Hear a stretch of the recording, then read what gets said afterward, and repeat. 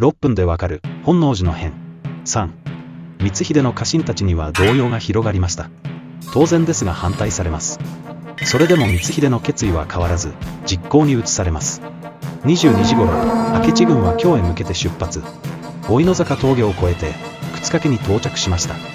2日2時頃、桂川に到着。そこで戦闘態勢を整えた後、渡河しました。